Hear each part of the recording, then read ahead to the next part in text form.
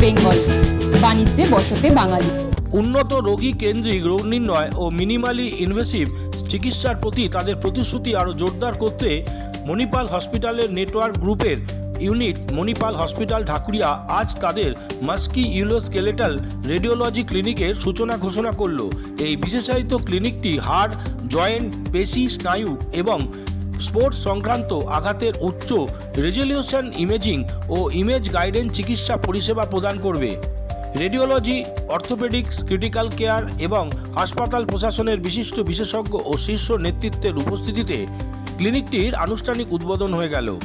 উপস্থিত ছিলেন ডাক্তার হীরক রায়চৌধুরী, কনসালটেন্ট ও বিভাগীয় প্রধান রেডিওলজি, ডাক্তার Subhash Kumar Todi, director critical care specialist, ডাক্তার কাঞ্চন ভট্টাচার্য, কনসালটেন্ট অর্থোপেডিক্স, ডাক্তার Kaushik Dutta, consultant neurology.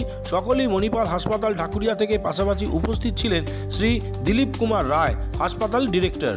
Orthopaedics, rheumatology, neurology, oncology এবং স্পোর্টস মেডিসিনের জন্য একটি সমন্বিত সেন্টার হিসাবে পরিকল্পিত এই এমএসকে রেডিওলজি ক্লিনিকের উচ্চ রেজলিউশন ইউএসজি ও এমআরআই এর পাশাপাশি একাধিক ইমেজ গাইডেড ডায়াগনস্টিক্স ও থেরাপিস্টিক প্রক্রিয়া উপলব্ধ করবে।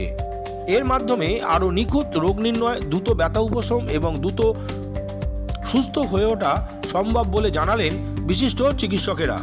এখানে মণিপাল হসপিটাল ঢাকুরিয়ায় অলরেডি রেডিওলজির যাবতীয় কাজকর্ম হয়, মানে আল্ট্রাসাউন্ড থেকে শুরু করে সিটি স্ক্যান, এমআরআই এর বিভিন্ন ধরনের ব্যবহার অলরেডি হয়। এখন আমরা সেই জায়গায় যন্ত্রের উন্নতি এবং আমাদের টেকনিক্যাল স্টাফের উন্নতি বা রেডিওলজিস্টদের নতুন ট্রেনিং এর ফলে আমরা এমন একটা জায়গায় পৌঁছতে পেরেছি যেখানে আমরা আরো অনেক সূক্ষ্ম জিনিসের ইমেজিং করতে পারবো। যেমন ধরুন নার্ভের একদম আল্ট্রাসাউন্ড দিয়ে, এমআরআই দিয়ে যে নার্ভগুলো আগে আমরা শুধু নার্ভের ফাংশনাল কন্ডাকশন ইত্যাদি দেখতাম, কিন্তু নার্ভগুলো কোথাও মোটা হয়ে গেছে কিনা, কোথাও সেটার উপরে চাপ পড়ে আছে কিনা, কোনো জায়গায় সেই মোটা হওয়াটা ইনফ্লামেশনের ফলে কিনা, এই সমস্ত জিনিসগুলো সেটা হাতে বা পায়ে পেরিফেরাল নার্ভই হোক বা কোমরে যেখানে স্পাইন থেকে নার্ভটা বেরোচ্ছে সেই জায়গার নার্ভ রুট বা তারপরের অংশের নার্ভ, সেইগুলোকে ইমেজিং করা, সেই জায়গায় আমরা এখন পৌঁছতে পেরেছি, যেগুলোকে এখন নিখুঁতভাবে করা সম্ভব হবে এবং সেগুলোর মাধ্যমে অনেক উন্নত ডায়াগনোসিস করা সম্ভব হবে। সিমিলারলি মাসলের রোগের জন্য এবং বিভিন্ন অন্যান্য মাস্কুলোস্কেলিটাল ডিজিজ যেগুলো শুধু যে নিউরোলজির তা না, রিউম্যাটোলজির বা ধরুন একটা জয়েন্টের আর্থ্রাইটিস, সেটা একটা অস্টিও আর্থ্রাইটিস না বারবার চোট লাগার ফলে আর্থ্রাইটিস, নাকি সেটা একটা ইনফ্লামেটরি রিউম্যাটয়েড আর্থ্রাইটিস, সেগুলো কিন্তু প্রত্যেকটা চিকিৎসা আলাদা এবং সেইগুলো নিখুঁতভাবে বলার জন্য রেডিওলজি এখন অনেকটাই হেল্প করে।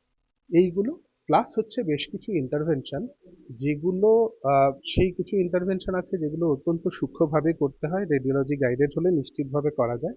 আর কিছু আছে ব্রিজ প্রসেস, ধরুন কারো হাঁটু এমন ব্যথা তার রিপ্লেস করার কথা, কিন্তু তিনি হয়তো সেই সময় ততটা ফিট নন রিপ্লেস করার মতো, সেইখানে হাঁটুকে একটা রেডিওলজিক্যালি গাইডেড একটা ইনজেকশন দিয়ে তখনকার মতো ব্যথাকে কমিয়ে ফেলা যায় অনেক দিনের জন্য।